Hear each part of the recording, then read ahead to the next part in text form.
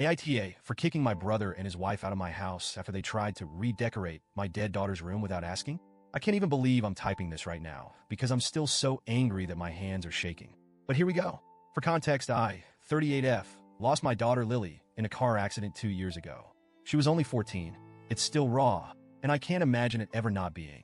Anyone who's lost a child will tell you, it's not something you move on from. You just learn how to exist around the grief. Lily was my world. She was bright, creative, full of life. Everything you'd want in a child. Her room is the one place that still feels like she's there. I haven't touched it since the day she passed. It's exactly as she left it. Her posters on the walls, her art supplies scattered across the desk, her favorite hoodie hanging on the back of her chair. Everything. I can't bring myself to change it. Walking by her room gives me a strange sense of comfort, like I still have a piece of her here with me, even if it's just in the form of her things. Fast forward to a few months ago, my younger brother, Jake, 34M, and his new wife, Sarah, 29F, came to me with a problem. They had just had a huge, lavish wedding, which honestly I wasn't a fan of because they were already deep in debt, but that's their business, I guess. And surprise, surprise, they were struggling financially. They asked if they could stay with me for a bit while they saved up for their own place. Now, to be honest, I wasn't thrilled about the idea. I love my brother, but Sarah has always rubbed me the wrong way. She's the kind of person who always seems to have an opinion on everything, especially when no one's asking for it.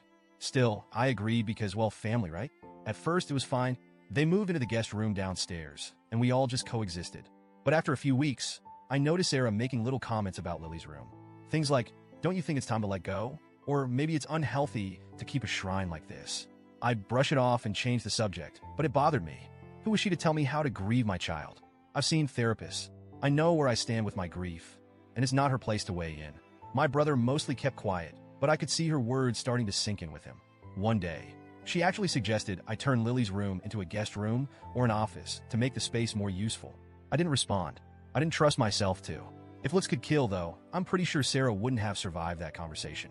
Still, I never thought they'd actually do anything about it. Then, last week happened. I had a long day at work, exhausting, stressful, the whole 9 yards. I came home just looking forward to decompressing and maybe watching some TV before bed. But when I walked upstairs, I noticed something was off. The door to Lily's room was open. I always keep it closed.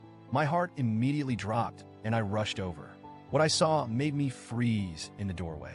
Her posters, the ones she had hung up herself, were gone. Her bed was stripped. All her things, her books, her drawings, her clothes, they were packed away in boxes.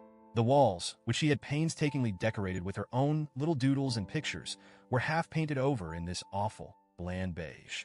And worst of all, there was new furniture sitting in the middle of the room, generic, boring furniture that looked like it came straight out of some sterile hotel. I was shaking. I could barely breathe. It felt like someone had gutted me right there on the spot. I don't even remember how I got downstairs, but suddenly I was in the living room, screaming for Jake and Sarah. They came rushing in, looking all surprised and concerned like they didn't know why I was so upset.